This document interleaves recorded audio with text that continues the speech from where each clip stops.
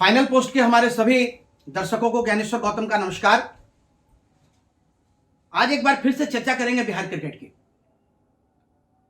कल अचानक शाम में एक वरिष्ठ पत्रकार ने मुझे फ़ोन किया और फ़ोन करके उन्होंने मुझसे पूछा कि जब 2 तारीख से आंध्र प्रदेश के साथ बिहार की टीम खेलेगी तो फिर खिलाड़ियों को होटल से चेकआउट करने का क्या मतलब है।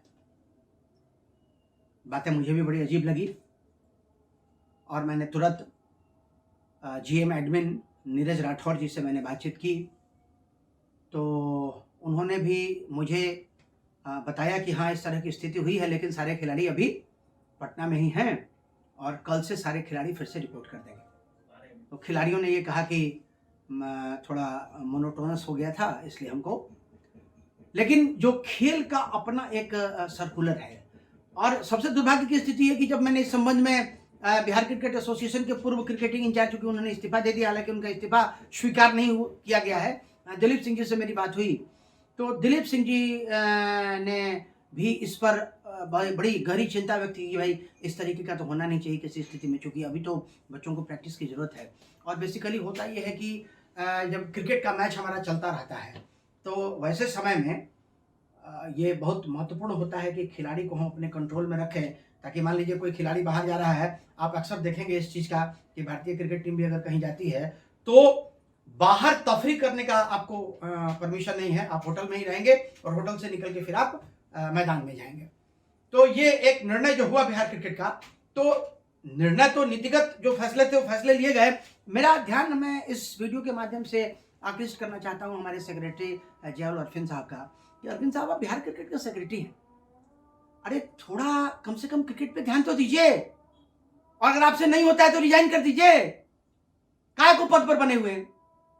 और दिलीप भैया आप भी, क्रिकेटिंग देखना आपका काम है, अभी तक आपका इस्तीफा नहीं हुआ है। और मुझे एक बात समझ में नहीं आती है कि इस तरह के नीतिगत फैसले कमेटी ऑफ मैनेजमेंट के बिना हो कैसे जाते हैं, और अगर कमेटी ऑफ मैनेजमेंट के बिना हो जाते हैं तो फिर आप लोग काहे के लिए हैं, क्या आवश्यकता है आपकी। इतने बड़े फैसले हो गए, खिलाड़ियों को चेकआउट करके उनको भगा दिया गया, उसमें से 2-4 ऐसे खिलाड़ी थे जिनको एकोमोडेशन नहीं था, है ना, उन लोगों ने दूसरे होटल्स में जाके जगह ली। आप ये बताइए कि अगर उसमें से किसी खिलाड़ी के साथ कोई हादसा हो जाता और वो नहीं खेल पाता, नुकसान किसका होता। अध्यक्ष महोदय को क्रिकेट से कोई मतलब है नहीं, वो अपनी राजनीति में व्यस्त हैं। तो जो क्रिकेट में जुड़े हुए पटना में रहने वाले लोग हैं, कम से कम आप लोग इन चीजों पर थोड़ा ध्यान तो रखें। बिहार का क्रिकेट है, बिहार का खिलाड़ी है। पिछली बार हम लोग प्लेट ग्रुप से एलिट ग्रुप में आए, अभी एलिट ग्रुप में हम खेल रहे हैं, हमारे खिलाड़ी जूझ रहे हैं, तो ये चीज़ें अच्छी नहीं हैं।